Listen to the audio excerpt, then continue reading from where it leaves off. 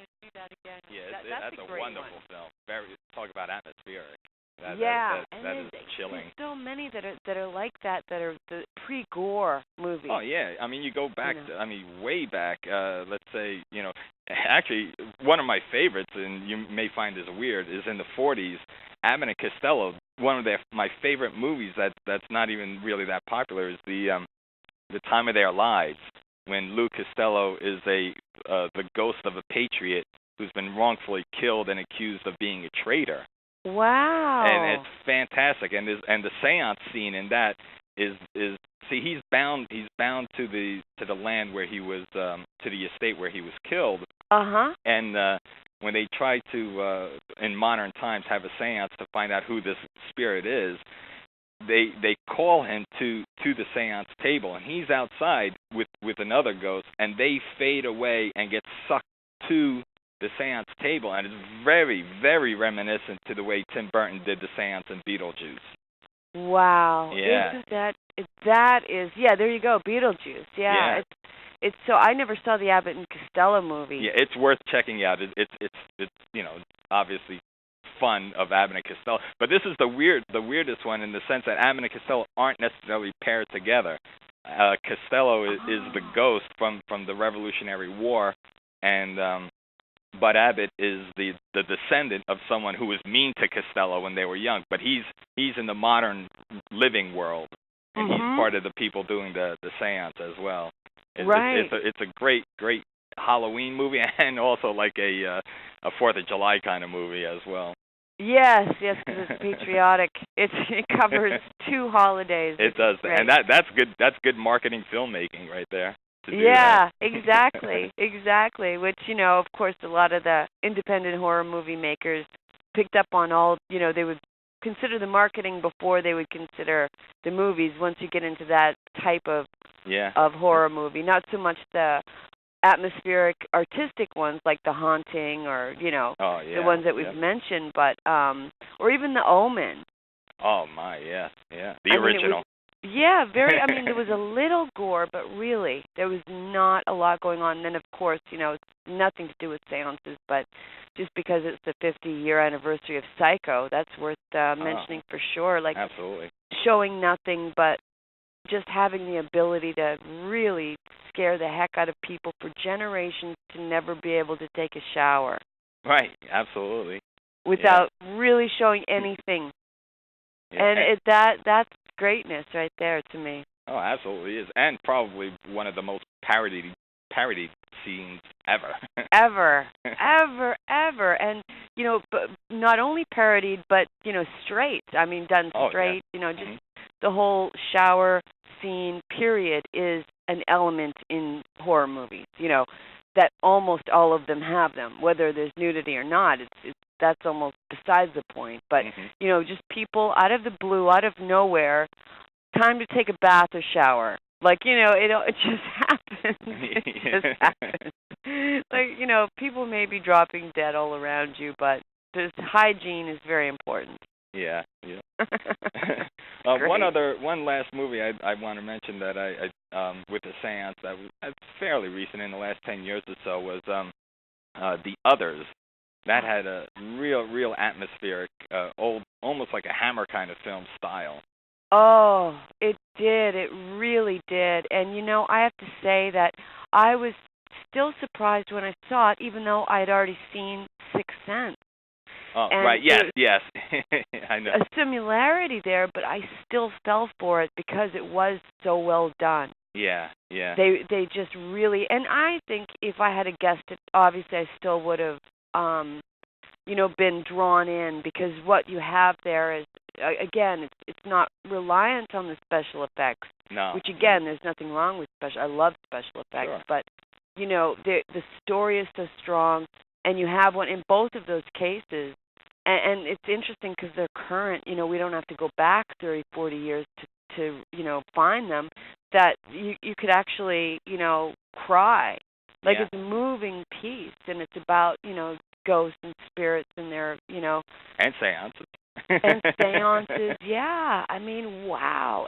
And just to be able to, it's not just creep factor, scare factor. and yet it has those. It's also, you feel so bad for the entities. Yes, absolutely. And yeah, that's an excellent example. That's very recent. Mhm. I'd like to see more Seance movies come back. Yeah, like good ones. We really need some good good ghost stories. Yeah. Yeah, good ghost stories. Exactly. Yeah. I guess you could say that's what the Paranormal Activity frenzy's about. Mhm. That's a type of a ghost story. Oh, that's true. Yeah. Absolutely. So, we always have that. Yeah. If you so now you could choose this weekend if you want to see Saw, Right. or Right. Ghost or Gore, and I think a lot of people are going to see both. Yeah. It should be a great Halloween weekend. Yeah. It is for sure. All right. Well, before we wrap up, would you like to tell the readers at horrormovieblog.com what you have going on right now? Oh boy, I'm very lucky because there's a lot going on. Slime City Massacre just won Best Actress for that movie, and congratulations.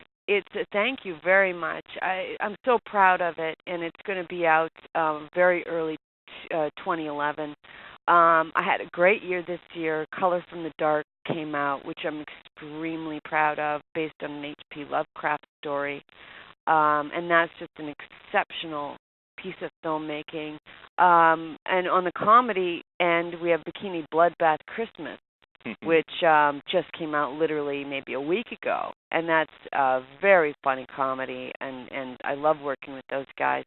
The Good Sisters came out as far as, a witchy, atmospheric movie, so that was also this year.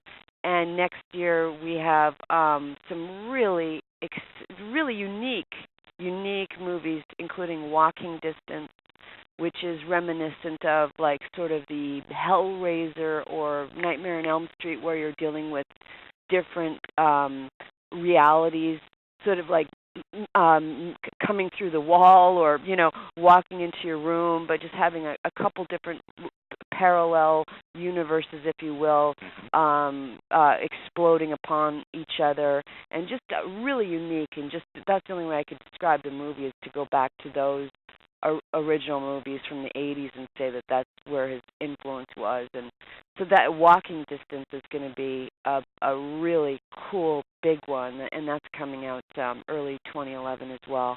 Sounds great. And just a whole bunch of other great movies like Telltale Heart, obviously a Poe influence short is going to be out next year as a short, and then eventually as 4 Poe shorts to be an anthology. But that probably might take a couple of years. But I think as a short film, it's going to be going around the film festival circuit. And Mark of the Beast will be out, and I'm sure there's just a couple more that I really need to mention. And boy, if I don't have things in front of me, I'll never remember. As Night Falls is a good scary witch ghost story, comedy, but mostly scary with elements of comedy in it. That'll be out at some point.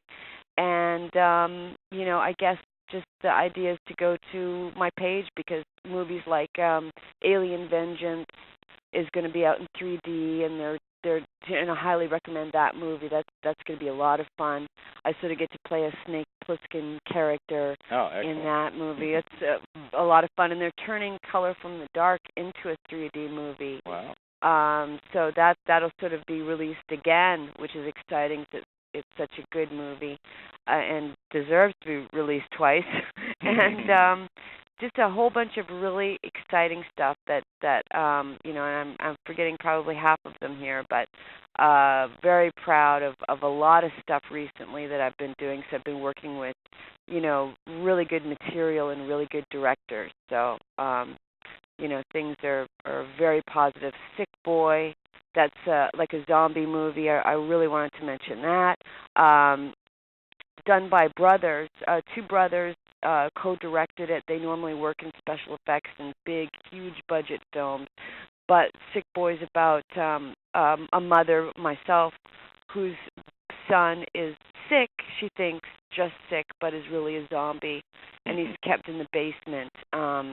And things start getting out of control, but she's in such denial. She will not acknowledge the fact that he's actually a zombie. She just thinks he's sick and Wow. just needs special attention. So that is a very, cool movie, and it has one of the stars from Patriot Games in it, an actress by the name of Sky.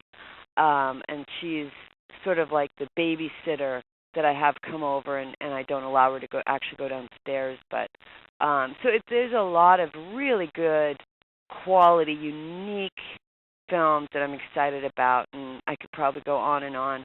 But very excited. So it's going to be, 2010 was amazing, and 2011 is going to be even better. So fantastic. So people could go to DebbieRochon.com, and they could also find you on Facebook, right?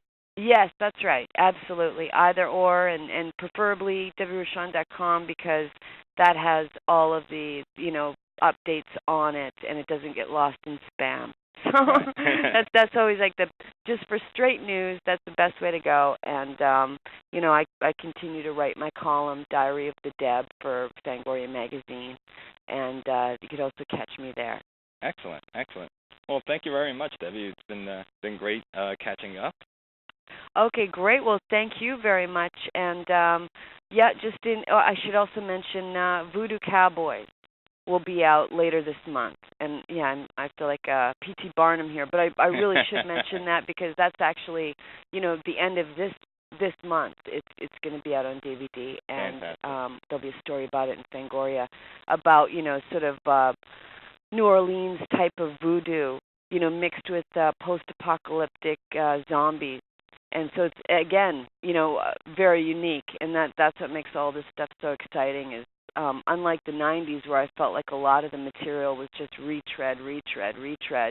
It's just such unique stuff that I'm doing now that I feel very privileged. So excellent. Thanks for letting me add that. Of course, absolutely. I appreciate it. Well, thank you, Attila, and happy Halloween, and congratulations, 10 years to being a pioneer in the internet seance world. You really were. Thank you. Okay, happy Halloween. Okay, I'll talk to you soon. Thanks so much. You're welcome. Bye-bye. Bye-bye.